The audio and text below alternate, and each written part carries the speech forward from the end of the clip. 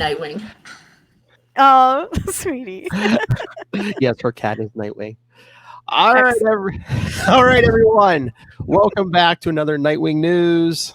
I'm Phil, Kristen, and the cat Nightwing.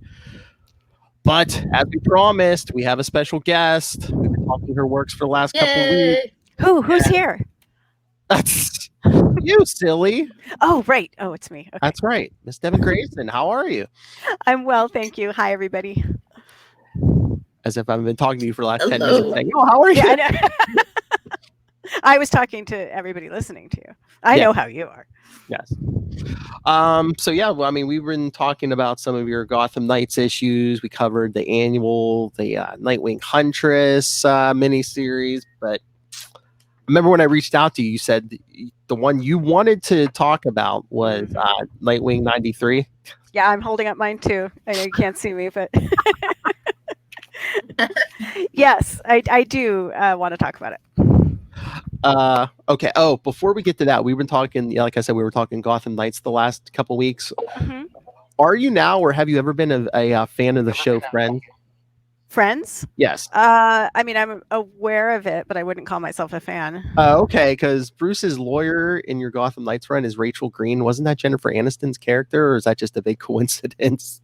Oh, wow, it's not on purpose, but it could have seeped into my brain without my realizing. Rachel Green, I bet. I am very careful about character names usually, though. I bet I had a reason for that, like green like money or something. I don't remember, but I'll try to think. I'll try to think about it while we're talking. And because even back then, I was like, "Oh, she must be a big fan of Friends or something." No, and that is my character, right? She wasn't there. She's not a Chuck Dixon character. As far as I know, yeah, that was your character. Oh no, we're talking about Gotham Knights. Yeah, definitely. Yeah. Okay, yeah. I don't know what I was thinking. Sorry, but I doubt. Unfortunately, it was that. That would have been fun though. Give her a little, because she didn't have a job quite that interesting in Friends, right? That would have been fun. Yeah, no, I think she was in fashion or something. Yeah, no. Yeah, no, I just always thought that. So no, that's why I like talking to you, because I was like, okay. I love names though, and I often look up what things mean, and the secret meaning of if you break down the etymology of a name or something. I like playing with that stuff, but I have no idea what that one was about. All right, so It's okay. My question when I was talking about this Nightwing 93 is, all right, we know big shocker in this issue, but it's like, why specifically did you want to talk this issue? Because the big shocker that I intended to have be the focus of that issue is not what ended up being the big shocker that most people respond to. And that was a tremendous learning experience for me that, at the time I did not talk about well at all, but it's been nearly 20 years and I've grown a lot. And I now welcome the opportunity to kind of revisit that and talk about what it means to confront your own internalized misogyny and learn and grow from that. I grew up in Berkeley and my parents are hippies. Like I cannot explain how little I knew about what I was doing. And it's so strange to look back on my unconsciousness around things like rape. And so it was also just in pure storytelling terms, a mistake that had a very strong consequence purely in the narrative because it distracted from the story I was trying to tell. So there's two levels. There's a social level and a narrative level. And I think both are worth talking about because, people still discover it for the first time and they come at me online sometimes. And I'm like, I do sort of feel like there should be a moratorium at some point where you're like, okay, let me just check. Oh yeah, it's been more than 10 years. Let's see if this creator has said anything about it, since then. But it's fine. I understand their anger and I welcome the chance to address it. And I hope to make something good out of what was a pretty miserable experience at the time. I mean, is that just like the American comic book business though? It's like, oh, a couple people got killed in this issue. So what? But what did you do to our favorite character? Maybe. Yeah. I don't know. What I was trying to illustrate, what do you want to say what happens in this? I mean, I guess nobody listening doesn't know, but so the story is about Dick Grayson, Nightwing, a hero, letting a supervillain get murdered in front of him. He doesn't pull the trigger, but we have to assume, being who he is, that he's more than competent enough to have stopped it if he'd really decided to, and he clearly does not make that decision. And Tarantula, who he's working with at the time, just shoots the guy. And then in the aftermath of that, oh, there you go. Thank you. See, you can read it for yourself. Although I think, sorry to interrupt you, I think the way you wrote it, I mean, I don't know how back and read your own stuff. Because I think, yes, you have it at the end. He's like, never gonna stop, never, and then he's like, stop it, stop. Yeah, right. He's so it's like internally. It's the difference between exactly where you are inside and what you get outside. Yeah, it's like right, and I feel like you were trying to say that he stepped away and then he changed his mind, but in that like partial second that he stepped away, that was enough. Yeah, well, right, exactly, and what I was trying to examine was what it would mean for a character like that to be in that situation. And I think he'd have to be so broken down already, right, to even have that pause. Because usually an idea goes through Dick Grayson's head and it's already moving through his body. There's not usually a break like that. And this time, a very important time, there was. And so one of the things I was looking for was ways to illustrate, to use the visual part of the medium, to sort of show how out of control he felt. And so the next thing that happens is they go up to the roof and he throws up, and Tarantula climbs on top of him while he's saying no, which that's a rape, by any definition. And I did intend to follow up on the emotional aftermath of that. And then now so I said there was a narrative component and a sociological component. There's also, of course, the industrial political component of where I was in the book at the time with the editors and everything. So I didn't get to go back and finish that story the way I wanted to.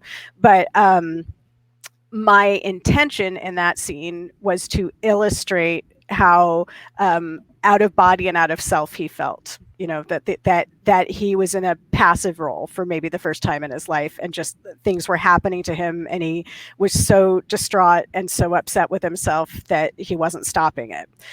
But rape is not metaphorical. What was being shown was a literal rape, and so people had a very strong reaction to that. And it was really interesting. And, I think Patrick Zerker's art on the issue is absolutely gorgeous and very evocative. I think it hits people hard, which is good. We want that impact.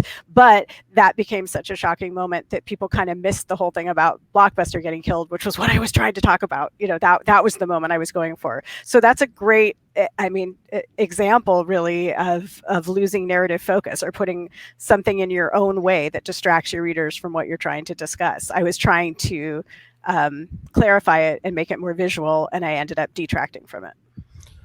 Well, was that why the rape really wasn't brought up again? Did the editor say, "Oh no, this was a hot button thing, don't bring that back up, like around issue 100 or anything, or after that"? No, they didn't specifically say that. It's just that also while that was happening, there was this huge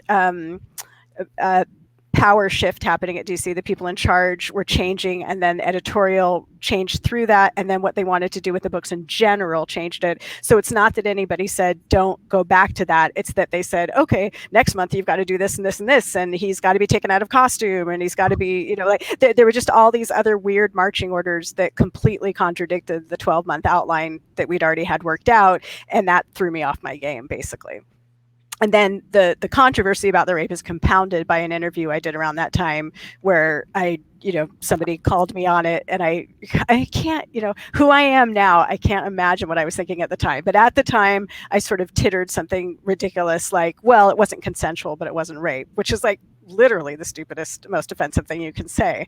And I'm a survivor of sexual violence myself. It's not that I don't have a connection to this material. And in fact, that's probably why I was being so callous. But, people encounter that scene, they encounter that interview, and they're like, what the hell is wrong with her? And so I do like to take opportunities to say, it's been nearly 20 years and I've learned and I've grown, and I take responsibility for that, and I apologize, and all that good stuff. And we should talk about it. We should talk about how casually rape is used in comics, and all of that should be explored. Well, did people, since it is July 04, was there?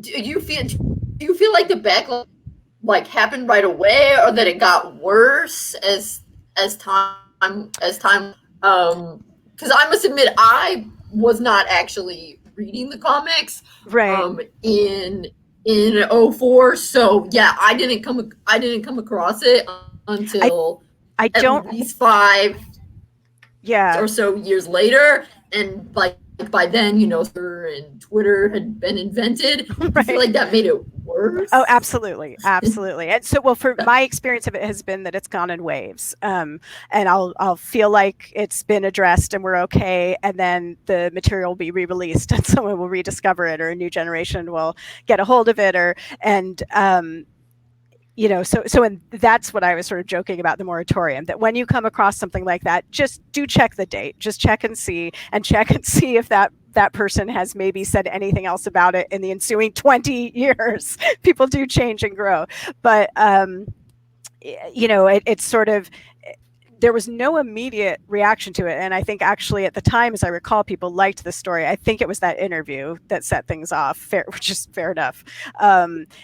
And so then, yes, people were very angry for a while. Then it seemed like it was resolved. And then, right, social media sort of brought it up again, and cancel culture and whatnot. And so there's sort of been these, and I guess it was just re-released recently as a trade paperback or something. People were just coming at me again that I'm pretty sure discovered it for the first time. So I assume that's just going to be part of my life. Was it released as a paperback? Or something. I don't know why people would be finding it, but I know Gotham Knights just was, right? There's a collected edition that just came out. I think so. At least 1 through 12, if not a little bit more. And go ahead. Sorry. I was just going to say I'd be surprised. I've had the feeling they were doing the same thing with the Nightwing material. Finally. Well, I guess I feel slightly surprised, but also not surprised based on what I've heard about the comic industry. DC, shocker, did you a little bit of a disservice? Because I feel like being released in trade paperback, they should have reached out to you and asked if you wanted to write an introduction to it. That would have been often great. there isn't in trade paperbacks, and then you could have said, yeah, I admit I did that. It was 2004. Right. Yeah, I mean, not like it's an excuse, but like all of, well, maybe not all of us, but most of us have made great strides in 2004 in our understanding of rape and sexual assault in general. Culture, I mean, I know certainly the needle has moved on that. Because even within just the past couple of years, as people have started talking about sexual assault, I've realized things that that were done to me when I was a younger boy. That like I didn't like. There once a random guy kissed me at a bus stop. That's weird and creepy. But I like just felt that I shouldn't have been smiling it, and then now I realize later, I was right to feel that was weird and creepy because I was that dude.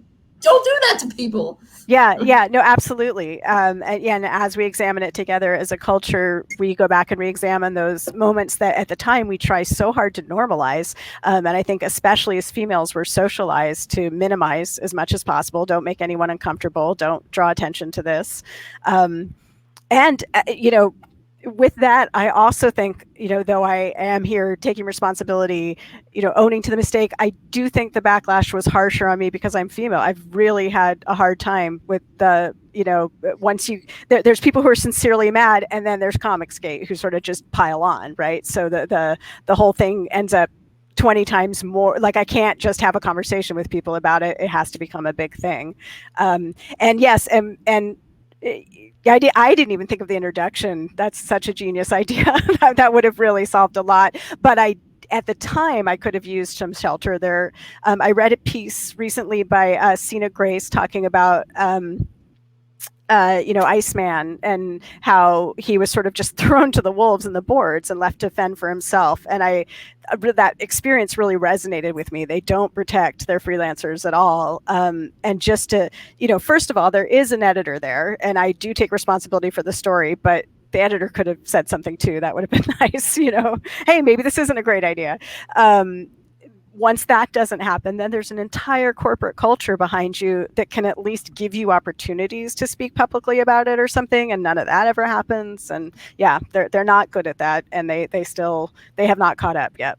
I mean, I think some of it too, it's just like a modern, some even back in the 90s and around early 2000s, I mean, women were a lot more, I would say, overly sexualized in comics, and I don't know if people were so used to, to have a male sexualized or right. rape. I mean, even in real life, I mean, I think there's still a big stigma about males getting raped. Absolutely. And I would have hoped that would be interesting, and I don't know, that would change the tenor of the conversation a little bit, but it didn't at all. And I kind of understand that, because people like me and like Kristen just care about Nightwing so much that we sort of bypass all that and go right to, how dare you? We love this person, this character, protect him. I mean, was the point of the story? I think, though, you're definitely... Oh, sorry, no, I was going to say... I think, though, you're definitely... No, go ahead. Just real quickly onto something, though, with the because you were a comic, I mean, that you faced lots of stuff in the industry, but I do think for the fans, because when I first got exposed to getting back into comics, when I was doing stuff on the internet, definitely I saw other women that were like, I can't believe this, as a woman. So it's kind of the they expected, and it's not fair, obviously. They expected more from you. They were like, right, she's a woman, why would she? But as though women aren't obviously part of the story was, women aren't the only ones who experience sexual assault, because people have started to pay more attention to what happened. Phil will probably know better, early 90s, when Mirage came to her parallel Earth, and she pretended to be Starfire and had sex with her, and then and he thought it was Starfire until she said and someone in the comics, not Cheetah, because that's Wonder Woman, or some people that were making fun of him, and they were telling jokes about it and stuff, and people have started, I think, more recently to be like, that was also not cool, because that is deep, but again, not the same explosion, and that might have been Marv Wolfman, and he's a dude, so. Right. Yeah. No, I mean, my God, we could spend hours talking about all the places comics have gone off the rails, and how much we owe each other, and how much better we could have done and should have done, and hopefully at least will do. Right. That's where the hope is. We can't do much about what's happened in the past, but we can learn and hopefully do better, though not until the people in power change. I think I've talked about this before, but I don't, obviously trickle down economy is a total fucking myth, excuse my language, but trickle down corporate ethics is very real. And if the guy at the top is comfortable with a certain way of presenting things, that you're going to see that all throughout that company. And so there have been a couple changes and shakeups recently that I'm cautiously optimistic about. Let's see if things get better as we get some new blood in there. But yeah, Dick especially has had it really hard. Oh yeah, I mean, I've even said on here before, I would like to see him, an issue of him in therapy, even have you write it. Yes. I'd love that. Because if you think about it, I mean, yeah, if you count the Mirage thing, he's been raped about twice. He's been shot in the head at least twice. I'm like, he needs to be on a couch. Yeah, him and Roy. But Roy had a hard time too. Give those guys some support. This is sort of off topic, but somebody recently who was coming at me about all that stuff was also really upset about how sexualized Dick often is, and I wasn't sure where I stood on that, so I kind of wanted to get Kristen's thoughts and stuff. Like he was like, "And stop with the the butt jokes or whatever." And I'm like, really? We can't just have one? I mean, can't there be one guy that we're allowed to like? There's so much objectification of women, and I don't think we actually are objectifying him. We love him dearly. I think any of the women making jokes about his butt could also tell you everything about his personality and history. So I don't know that that's quite. I don't know. I just, that comment upset me. I was curious what you guys thought of it. I mean, as a guy, I'm fine with it. I mean, it's just like, it's not like, some of the female characters, it just seems like they're like, oh, she's just around because she looks good in a costume. Yeah, I mean, they don't do that with Dick Grayson. Yeah, no. I feel, it doesn't really bother me. And sometimes I feel like I kind of, and again, like everyone else, I've, imbibed lots of messed up gender things over my. I like it. I'm like, yeah, I like that. Like seeing a guy, I like it, but I don't know. You identify it, but a part of me wonders if I don't like read everything in comics, but I feel as though they do different authors, and I feel, and you could probably tell us, I think DC potentially see writers to do that with Dick in a way that they don't with a lot of the other Robins. Let us know if that's true. And I'm wondering if that's because they know, gathered through the internet and just meeting people, that Dick has a larger female man fan base than many of the other Bat characters. I mean, I would assume some would probably have the largest female fan base, but I don't know. Maybe Nightwing has such a bigger fan base. It doesn't super. I mean, sometimes I'm like, I feel like that joke maybe didn't land, but some of them are really funny. Listen, I don't know if you. This is just the first one that pops in my head, where Midnighter's like, because I'd recognize that ass anywhere. That was funny. That's funny. That was fun. That was funny. And so I'm just wondering if people stuff, if they're like I don't know. Does that make sense? Yeah, you're breaking up a little though, and I missed the verb in your very first sentence. Were you asking, did the editors encourage that? Was that the verb? Yes, okay. I think, and did they push it more for Dick than maybe others of the Bat family? Yeah. Yes, 100%. For sure. And I know we were driving some of that. I came in and said, when you're picking an artist, make sure you can draw him with his shirt off, because that's going to happen, in every issue if I can manage it. But they got it, and one of the editors I work with said, he's the character that at that time, is our age, and he's, young, hot-blooded American male, and he gets around and he's having fun, and we want to celebrate that. And I thought that was a nice way of looking at it. And it's probably safer to like sexualize Dick Grayson because he is the oldest Robin. That the further down you go, the younger they get. So it gets like weirder the further down you go. Well, yeah, right, yeah. You doing that with Tim would not feel good. Yeah. Like whoa. Although you read Red Hood's book, I mean, since he's very obviously an adult, is he sexier? I mean, they've kind of had Jason with he kind of has like an on again, off again girlfriend, and then he's kind of, I don't know, has a thing, not a thing with Artemis. I mean, they're kind of trying to do a little bit of that with Jason now, but yeah, Dick is still. But he's 29 Dick because he was dead for so long.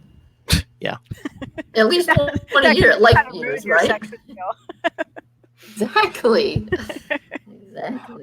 Oh, but the one thing I wanted to ask you about the whole storyline, I guess, that leads up to Nightwing 93. It's like I get in a good way. I get like Frank Miller Daredevil vibes from this. That was the whole point. Of we're gonna break the character down to learn something about him and then build him back up. Right.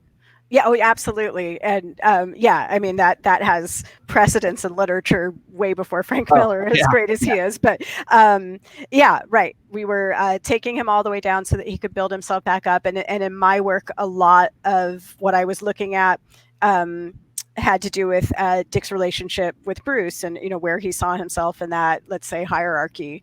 And so, the coming away from Bruce is necessary, but sometimes painful, and that was part of what he was working through too. Sort of, but yes, it was supposed to end with him triumphantly coming all the way back up. He was going to put Tarantula in jail. I can't remember if that even happened or not. I think it might have. Yeah. And he was going to save Bloodhaven, and the whole, moving up to the deal that he was making with Slade, what was supposed to happen was that it was supposed to work, that Slade who has always had sort of a weird respect for him. They were going to work out this deal where Dick's like, I'm going to keep the superheroes out, you're going to keep the supervillains out, we're just going to let the people live their lives here and see what happens. And it was going to work, at least for a while, and be triumphant. It was supposed to be triumphant, and it ended up being disastrous. Well, did they derail that too? Because I think didn't that lead up to Infinite Crisis, and weren't they talking about killing off Dick Grayson in that? There was no talk of killing him while I was there. At least no, okay. They were smart enough not to say that in front of me. I never heard that. They would have had an earful, but they did. Why did they blow up Bloodhaven? It was part of an event. There was something else going on that dovetailed into it in some super weird way, and I guess that is what that started, right? Yeah.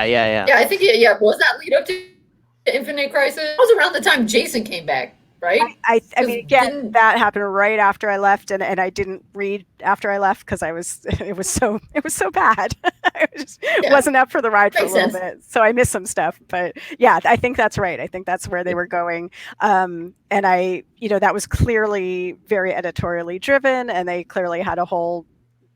Apparently they had a whole bunch of stuff they wanted to do. And somebody asked me recently, like, getting him and Babs engaged, if I sort of knew that wasn't going to last. And like, I did, but I didn't. It was sincere, but I kind of had the feeling, I knew that was my last issue, and I'm like, they're going to erase all of this the second I'm gone. Like, it's just going to disappear into the void, and sure enough, it did.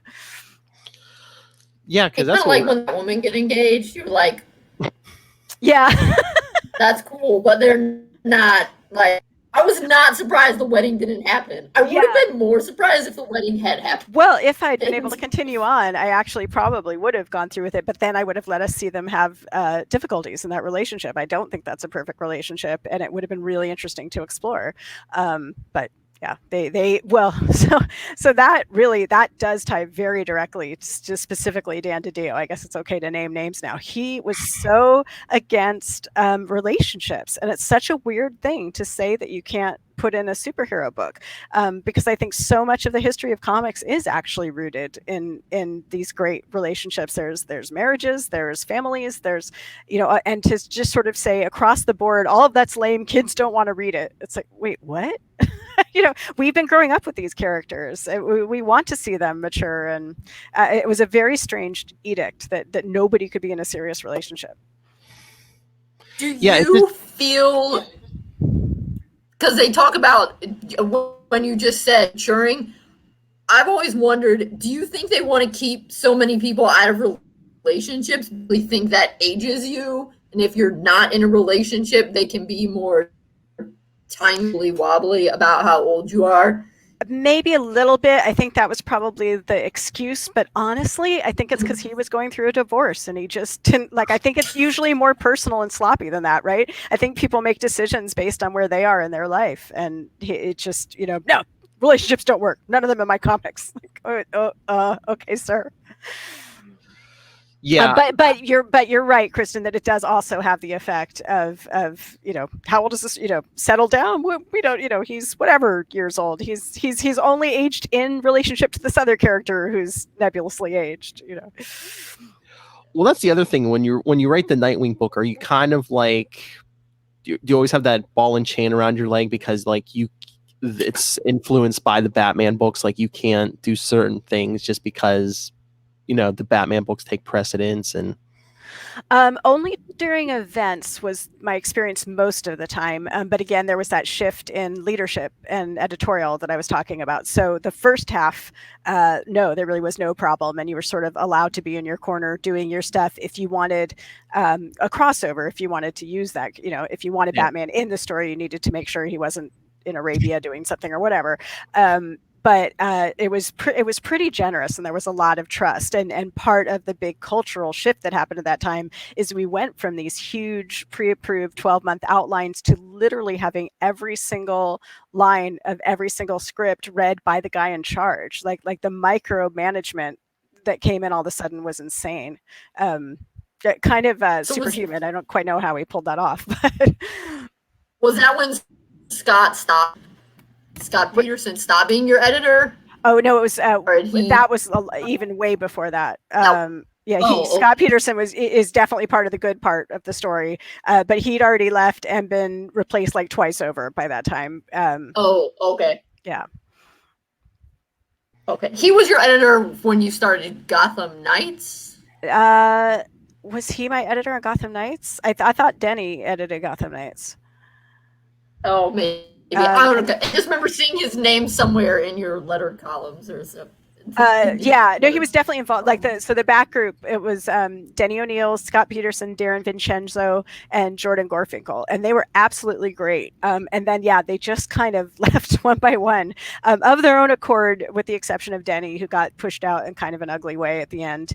But then by the time everything was falling apart, my editor was Michael Wright, who I actually quite liked, but he was so clearly disempowered. Like every time we got into a issue with upper management, it was clear that he really didn't have anything to go back to them with. That we were just taking marching orders. That was the only solution available to us. So that was hard. Whereas before, I think there might have been more pushback, but I don't blame him for that at all. That was one of the symptoms of the big corporate cultural change that was going on.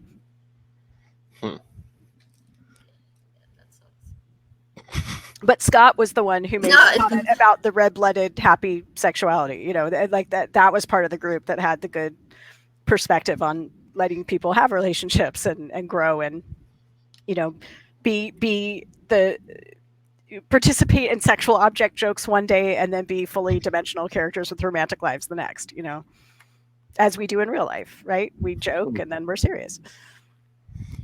So before any fan backlash, so no one, upper management, no one had a problem with the ending of 93? No, not that anyone told me. Nope. Oh. Yeah. Didn't hear a thing from them. That doesn't really surprise me. I mean, this might sound terrible, but it's 2004, all dudes. Yeah, so. Yeah, fair enough. Yeah, I mean, it's true. I'm shocked at how unwoke I was, but I'm not shocked at how unwoke they were. For sure. I swear we had. And I feel like that some of these fan sites and the UVic's darker corner of the internet for sure. And I know when I was first I did comics as a kid, and back in some of your stuff on Nightwing I didn't like, and I apologize about it on the internet. Although I tried to restrain myself from saying them to your face because I try not to be that big of a dick. It's fine not to like stuff. It's fine to say that you don't like stuff. It's just not fine to come at someone calling them names and threatening their family. That's a line. It should be a pretty clear line to most human beings. But sorry, go ahead. Yeah. But honestly, as I've grown and matured as well as a person, well, right. and talked to you before, I really think that some of this made information really does help me understand the stuff that you wrote, but all that everybody else wrote as well, because I get the sense from what you said before and in the plug for us later, that you talked about you had much freer reign with Batman Gotham Knights. Very much so. And that's my favorite series ever, like as much. And I think it's so good. And then you can kind of see a difference, particularly in some of the later Nightwing stuff that later talked that like I didn't like it as much. But you've talked about how I didn't either. Like you were. Now it sounds like you were barely writing it because somebody was going over line that you did, and that makes a huge difference. I imagine are much more satisfied with the work you did on Batman Gotham Knights than you are with some that was near the end of your Nightwing run when you were being totally micromanaged. Yeah. It's disappointing because it would have been nice to have been able to showcase growth. I think I was learning more about the medium, and Gotham Knights was super early in my career. And looking back on it, I really have warm feelings about the stories in there too, but I think technically there were still some things I was working on. It's too wordy, there are things I hadn't quite learned about how to work in comics as well as I could. And so I feel like I had that stuff down much better by the time I was on Nightwing. But then, then I lost complete control of the narrative, which has always been the most important part to me. So it was, my working relationship with DC started out so well. It was so lovely for a really long time, and then ended so unhappily. It's really too bad. I like that you can see that though, and it's fine that having new information helps with that. But I actually think that's an interesting thing for readers to watch for. They're given the impression that we're all auteurs, and that we have complete control over what we're doing. That's very rare. These characters make billions of dollars for their parent corporations, and we're very carefully watched at all times with what I used to joke, but at the end of the day, Batman's job is really to go sell toothpaste, and they're very aware of that. I remember when Greg Rucka and I were working on the end of No Man's Land, we had to kill somebody, and we had really carefully thought through some really good ideas, and they basically came back, and I was visiting him and his wife in Portland, and he was on the phone arguing, so we were only hearing one side of the conversation, but all of a sudden I heard him say, "So basically anyone who's ever been a toy is out?" I was like, oh, of course. But that, of course they are. But that does explain it. And so really, which is another way of saying anyone who would have real impact, or, it's, then you have to work that much harder to make sure that it actually matters. And it's a very strange business is what I'm saying. Oh yeah. I've said for years, I'm like, it's weird. Like you can go to the store, there's Joker children's toys. And I'm just like, I know he's fictional, but he's a mass murderer. Yeah, exactly. He's a serial killer. Mommy, I want to grow up to be just like him. Exactly. And like you have all these teenage girls now are like, oh, I want a relationship like Joker and Harley. It's like, really? Yeah. Oh God, no, you don't. No. No, you do not. No. You do not healthy. Not healthy. No. Yeah. I just find that kind of stuff, I don't know, so interesting to kind of see, because that's one thing that I find kind of cool. I don't know, my real job is so I also find it so fascinating to like think about what's going on in the world and that kind of stuff, because that affects something like comics much just than if you're writing a novel. Right. If it's the novel, you invent everything and you do it. And the other thing, of course, I think that is, I assume, like maybe freeing, probably both, is you can't have it. You can have like the baby ending, really have an ending the way you can in a novel, because it has to keep going for 80 or 100 more years. Exactly. No, you're exactly right. Because we got to sell more toothpaste. It's freeing, but it's also tricky, right? Because you have to sort of do the illusion of change. You have to find ways that you can have the character grow and mature without, as they said, taking the toys out of the toy box. You always have to put everything back the way you found it in the end. But I think actually part of why I stayed with comics as long as I have is because that serialized writing is really interesting. And when they let you go, it just allows for these incredibly detailed, rich, rewarding stories. When they pull you in and curtail you, you can have disasters. But there's so much so many great stories have come out of just letting the story run like that. Like that's why so many of the relationships in the Bat family are so rich, because they, we're looking at whatever, say 10 years in their lives, but we have 80 years worth of that. It's really cool. And I know that I like how. Oh, I was going to say, I know you were saying they were micromanaging you toward the end of your Nightwing run, but did they give you more free reign with Nightwing? So I'm like, I could guarantee you they wouldn't let you, like, Batman's not going to get raped by anybody. Probably. I mean, I don't know. I'm thinking about the recent Black Label Bat Dick incident. I really don't think those guys got fired over that, did they? And I did. I don't think. No, they put out like edited versions, but I mean, yeah. So I don't know. It different time. Didn't Batman get? Isn't there a verse raped by Talia?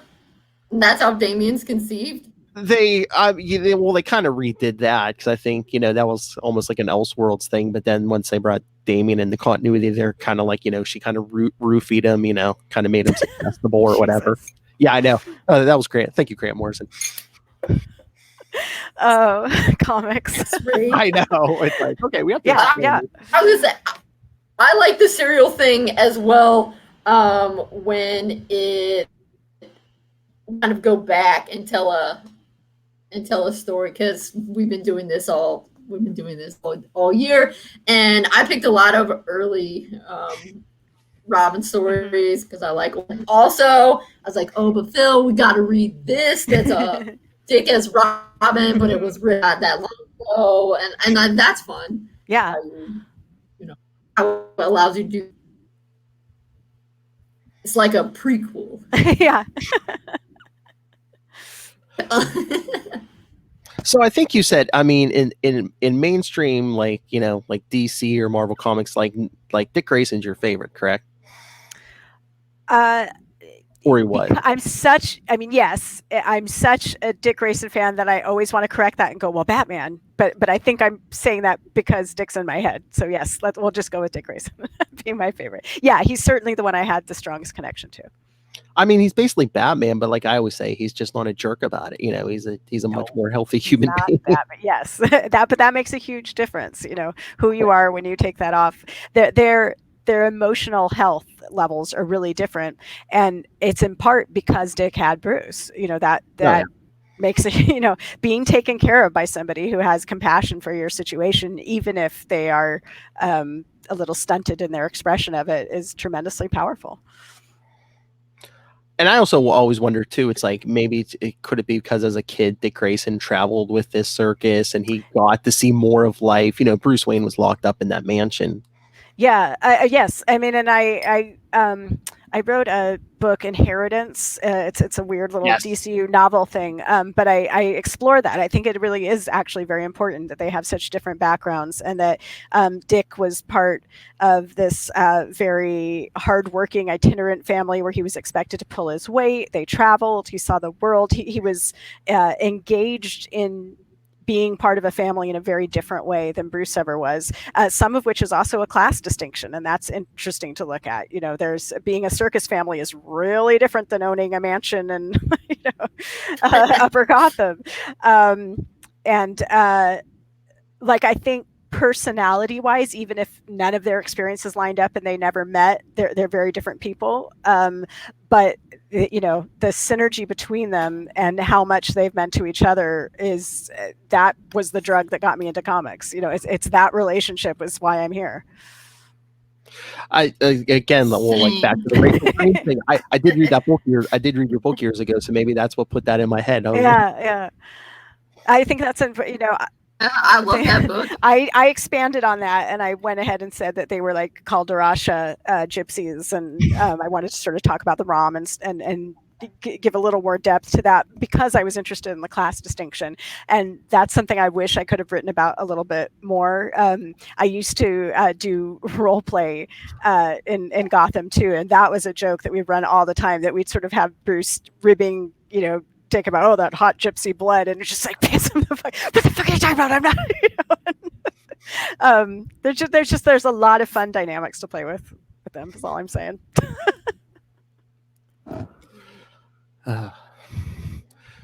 So anything else? Since they have that history where back before, I don't know, the 80s or so, Bruce Henlier, and it was like a kinder, gentler, kind of got that to play off of.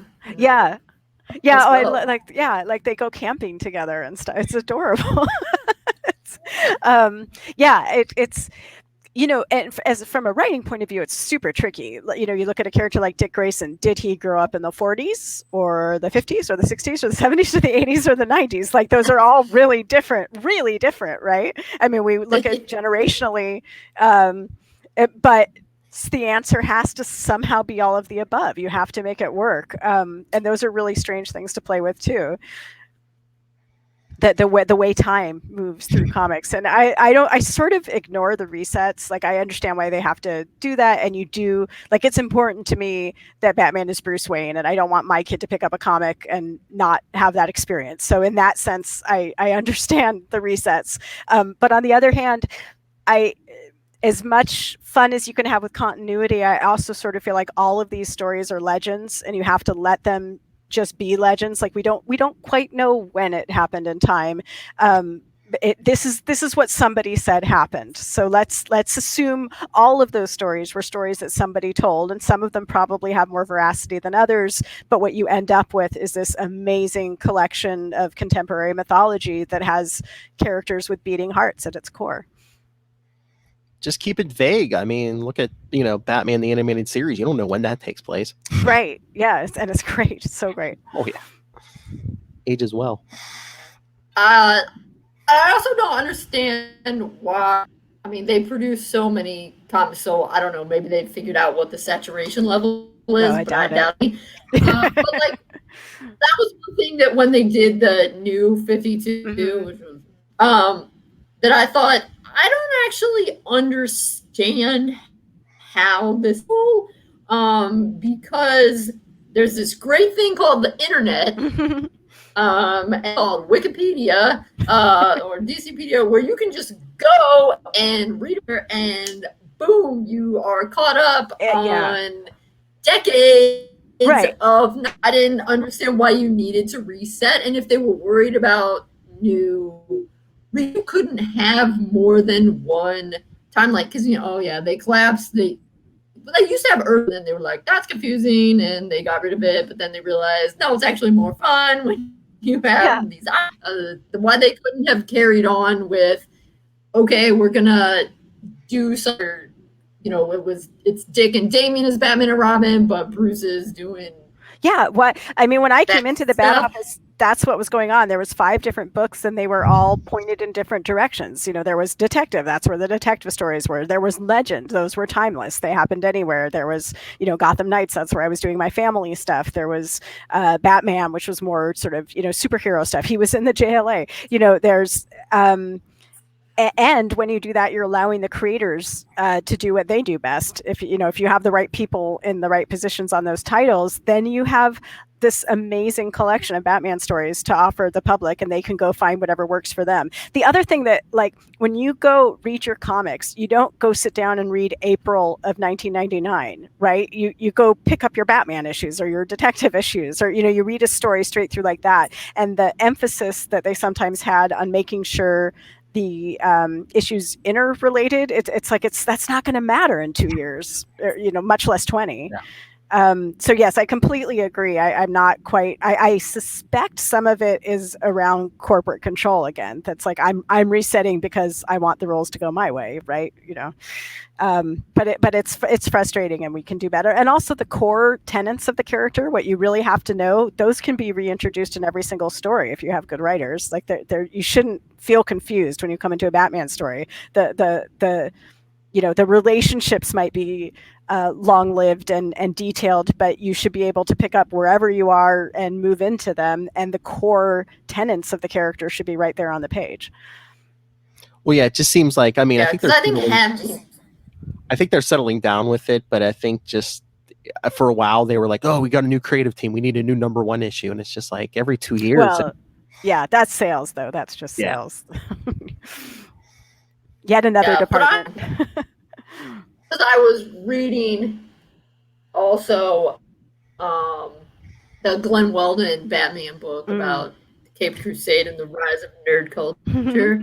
And it was pretty good. But one thing that I wish he'd done a little bit more the history of Batman, but was talking about these specific nerd subsets. Most really enjoy Batman as grimdark loner, who doesn't have the family and stuff. But that's not the only interpretation. It's also not the only interpretation. And I felt like that sounds like when you came in, yes, I enjoyed the family aspect, so I got much more enjoyment out of a Batman Gotham than out of just, Legends of the Dark Knight that tended to be Batman solo stories. Right. But if you have that wide array, then you're welcoming to more characters. Right. And how can that not be good? And more readers. Right. It seems like they're more focused on the collectors market where people get all as opposed to I think we like to think of them as thinking forward and thinking about the people picking up the books, but I suspect really they're just thinking about their own reading habits and how they remember. Every time a new editorial team comes in, they reset to whenever they were most in love with comics, and that becomes the dominant paradigm of the energy. I did come in the grimdark period, and I kind of liked that. I'd like to think I was doing grimdark Batman with his family. But yeah, absolutely. If somebody's really into the shiny, happy 70s superhero aspect, why can't they have an adventure book like that? There's enough room for all of that. There's enough creators who want to create it. There's enough readers who want to read it. They should absolutely be doing that. Yeah, because I really enjoyed the all ages Tiny Titans comment. Those happened because it was, not super and that kind of thing, but they also had a lot of jokes in there that if you've been reading comics for a while, was funny, and it's so layered. It was like a Disney movie. How the Disney movie is technically aimed at the kids, but you got to put some jokes in so that the parents don't hate themselves for 90 minutes. Hate their lives. Exactly. It was like that. Yeah, and that's the kind of layering that most creative teams are totally up for. It's fun for us too to be like, all right, I need to make this accessible to someone coming in for the first time, but I want to make sure to be rewarding, some Easter eggs for people who've been here for a long time. That's a totally fair thing to ask your creators to do. That's why some of the Elseworld stuff is so cool, because I feel like they let people have much. That's where the shackles come off. Yeah, exactly. Yeah, much freer reign, and some of that stuff you're like, wow. Yeah, some of it's great. That was cool. All right, and any final questions, Kristen? So we can let. I guess I want to know. Do you have a favorite issue that you wrote, Devin, that involves Dick Grayson? And then if you have a favorite issue you wrote that doesn't involve Dick Grayson, you can tell us that too. Or like a storyline or something. If you were going to point people to one that, if someone asked you about, I don't know what you're most proudest of, or like what's your definitive issue or arc on Nightwing? It could be Gotham Knights, it could be Nightwing. Wow. That's a great question. I would leave the definitive part up to you guys. I think you would know that better than me. All I can answer from is from personal experience. I have attachment to different issues for different reasons, but I think the story that comes to mind fastest for me is the Hugo Strange arc in Gotham Knights. And that's in part because I feel like I hit my stride there. I was more comfortable and I had all the characters where I wanted them, so I could just start using them all together. But it's also in part because my mom's a therapist, and working with Hugo Strange, it was so much fun turning your mom into a supervillain, you guys. So that will always remain a high point for me. And you are a model of mental health. I like the we weren't even talking about Titans, but the one where they all go to the island and there I think gargoyles involved and and so we did that one too. Yeah. That was really fun just because I got to finally use, all the background reading that I'd done on them and find ways to bring that into what I was doing at the time. And the jokes. Did you know Dick was raised by Batman? Oh, is that? Yeah, that's right. That's where that is. Because in case you missed it. Yeah, I think we might have asked at that point, was that one of your favorite old issues of Titans, or did you just be like, oh, let's use Gargoyle? I liked I was looking for, as somebody Scarecrow-esque that I could, somebody that could mess with their heads, because that's what I needed for that issue. And I had been very briefly part of a fanzine, and one of the members of the fanzine pointed me to that story, the original Joker, original Gargoyle story. And yeah, it's great. And there were pieces there that I think I sort of I was like, oh, we're absolutely using that. And that's the other fun part about having these crazy 80-year histories, is pretty much anything you need is there. You just need to dig a little bit. Yeah, definitely. And that is such a great example of you're picking something up that's old and thank you. Awesome. All right, before I let you go, my other co-host will never let me hear the end of it if I don't get a drop of you saying, hi, this is Devin Grayson, and you are listening to the Capes and Lunatics podcast. Hi, this is Devin Grayson, and you are listening to the Capes and Lunatics podcast. Yes, thank you. You bet. All right, you guys, this was fun. Thank you so much. Thank you. I hope you're once again. I hope you're staying safe in California, right? Yeah, we're doing all right. You too. Yeah.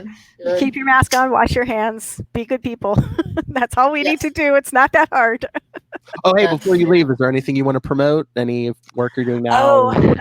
I'm so excited about the project I'm doing with Karen Berger right now, but Dark Horse just completely wiped out their schedule, so I don't know when it's coming out. So let's see. We can mention the Widowmaker with Red Guardian and Elena Belova, which that's going to come out to sort of go along with the movie that Black Widow. So I don't know. I think they're trying to pace it. So it was supposed to be out already, but I think maybe October is now when it's rescheduled for. We can figure that out, but that's I don't think that's come out yet, and that should be fun.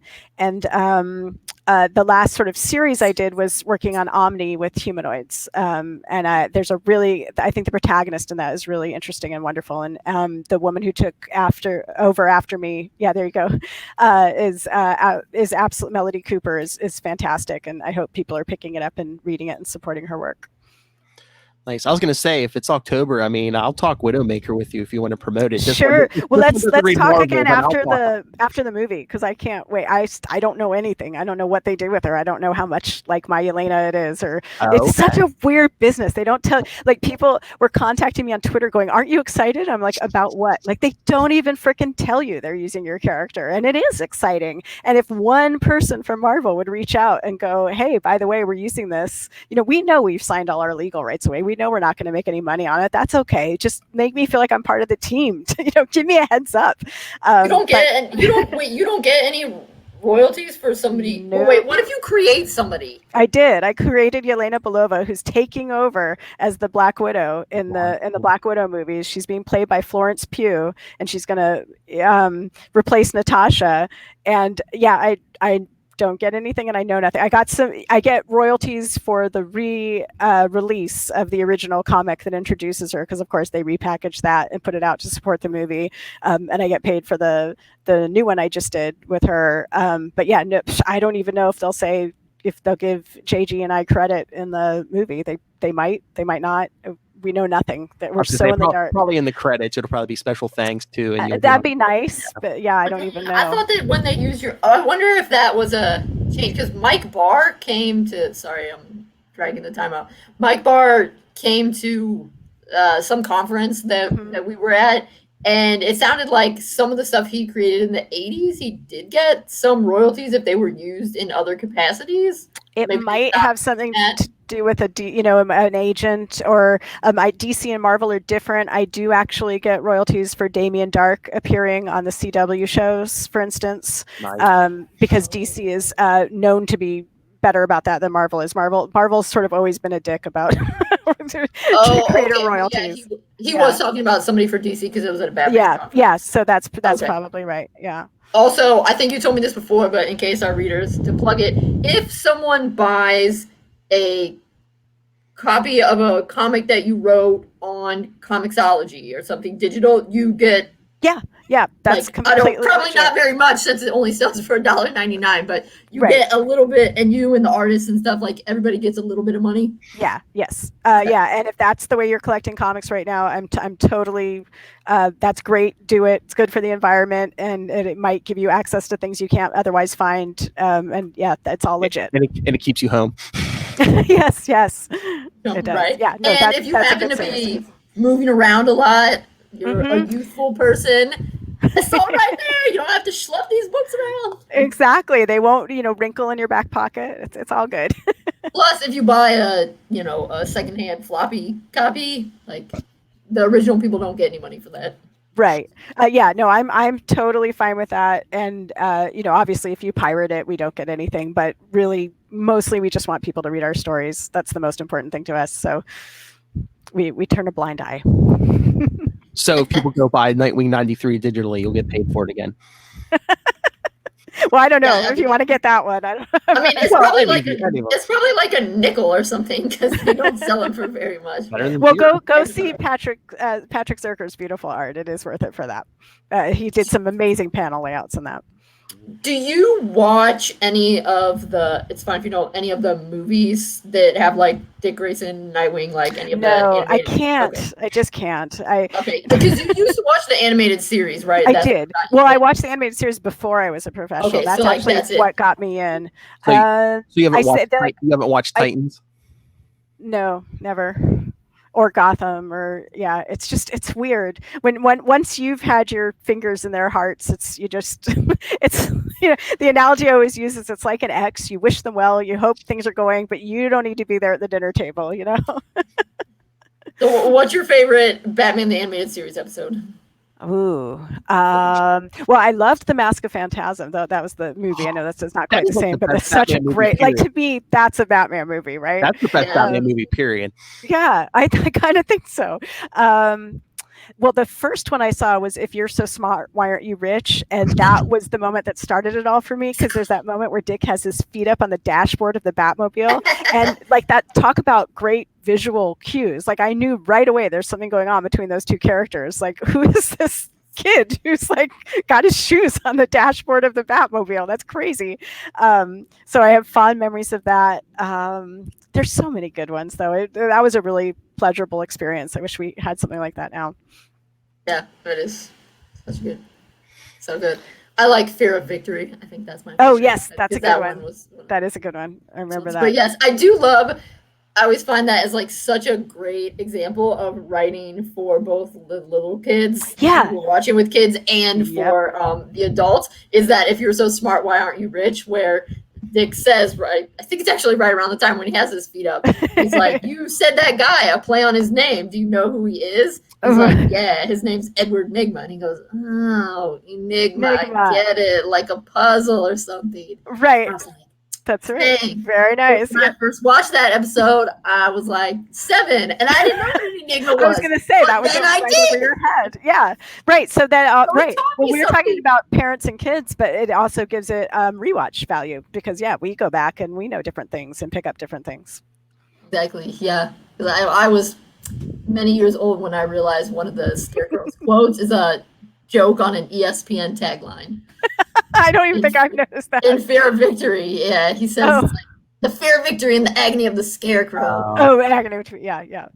I guess I did know that. Well, I didn't know that because I really don't know very much about sports. Fair enough. All right. All right, you guys. Yeah. Yes. Thank you. No problem. Sorry, you bet. Long. And you guys know how to reach me if you have any follow-up questions. You both have my email. I hope you're well. Stay safe. Take care. Oh, and just quick shout out to Brian Stelfreeze for the wacky avatar that I'm using. Oh, nice. He did that for me for Matador. He has pictures of us as if we were arrested in Miami. I was going to say, Miami-Dade. Yeah. Nice. Thank you, Brian. All right. Have a good one, guys. Thank you, Devin. You bet. Bye. Bye. Yeah, she said she had an interview this morning. And that's why I was like, she's been talking all day. Yeah. Busy. That's what I said. I'm like, when it rains, it pours, huh? She's like, yeah. All right. So should we get out of here? Yep, let's wrap it up. What's up for next week, Phil? Well, since we move stuff around a little bit, next time is probably what we said we were going to do last episode. Wait. I guess I can pull up the schedule instead of sitting here going. I was gonna say I wrote it down. Let me go look. I was just asking so you could make the announcement. Yeah, I have it on the computer. Oh yes, Bloodborne. Oh yeah, Bloodborne and Bloodborne is 6/15. Yeah. That like middle issue Hush. Yes. So yeah, send your thoughts. Hey, send your praises in. What did you enjoy that Devin interview? So you should have. Yes, pat us on the back for getting that. So yes. So email us capesandlunatics@gmail.com. Call the voicemail 614-382-2737. That's 614-38-capes. And remember to follow Nightwing News on Facebook. And we even have a Facebook group. So we have a Facebook page. We have a Facebook group. Twitter.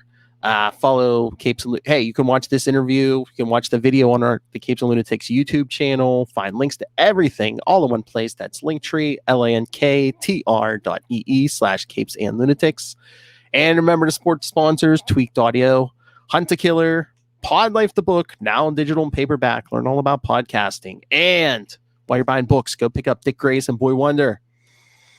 By another has an interview with Devin in it.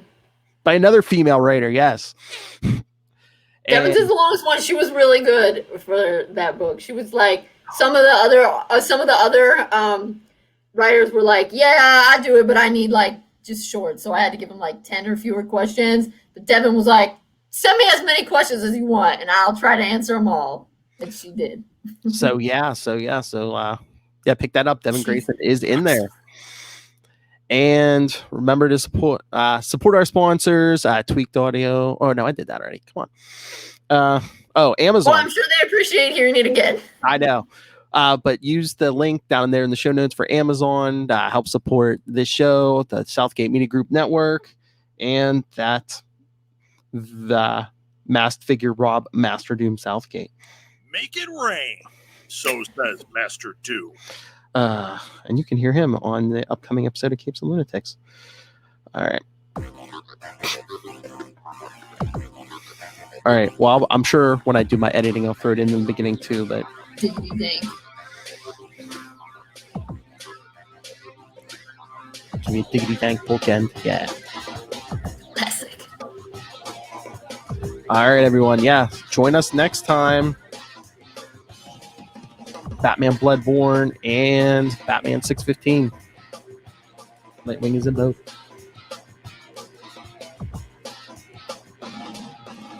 I always like talking to Devin.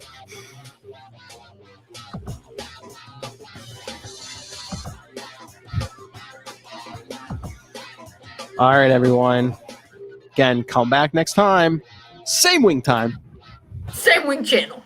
Nightwing News. Keep flying, Graysons. And thank you, Devin Grayson. Thank you.